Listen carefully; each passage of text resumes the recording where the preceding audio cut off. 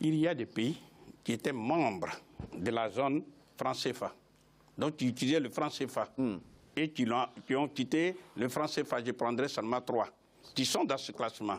C'est le Maroc. C'est vrai. La Tunisie, l'Algérie. Eh bien, ces pays-là, aujourd'hui, soyons quand même objectifs. Qui achète par des pans entiers les économies de l'Afrique subsaharienne? C'est bien le Maroc. Qu'est-ce que le Maroc a de plus que ces pays africains utilisateurs du franc CFA? Mais le Maroc, parce que le Maroc a sa monnaie qui est le dirham, a pu lier 50% à l'euro, 50% qu'on appelle au dollar. Jamais, jamais, écoutez bien, je donne la réponse, jamais l'Europe ni les États-Unis n'interviennent dans la gestion du dirham. Et pourtant, le dirham est bien stable.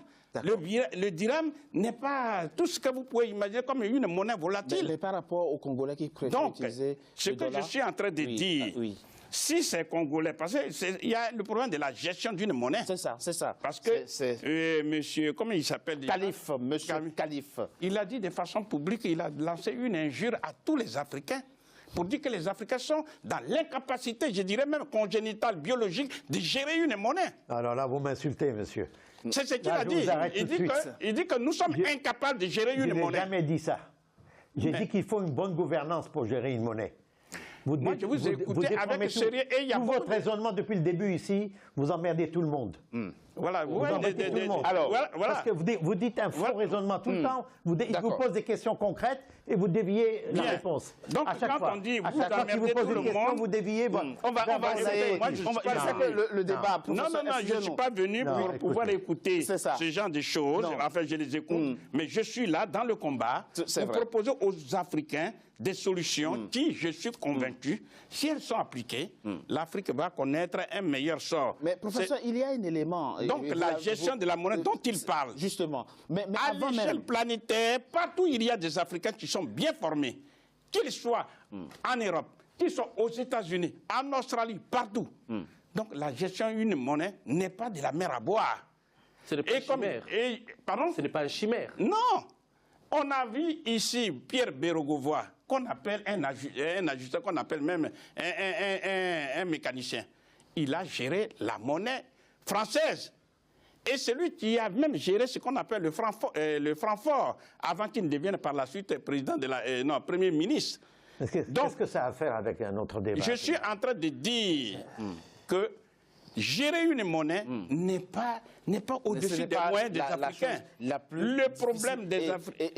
Il faut la bonne gouvernance. Et la question de la résistance aux chocs extérieurs, vous trouvez aussi que...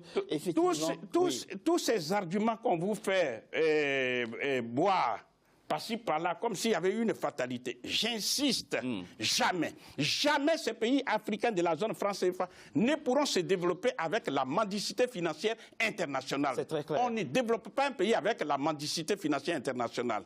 Il faut prendre sur... Cette mendicité provient de la mauvaise gouvernance. Très bien. Sinon, l'Afrique peut réussir sans aucune aide étrangère. Très bien. Il peut dire tout ce qu'il veut. C'est vrai aussi. Mais ce que nous sommes en train de dire... Mais ça vous rejoint aussi. Je suis en train de dire la France, qui est titulaire du franc CFA, est gestionnaire de ce franc CFA.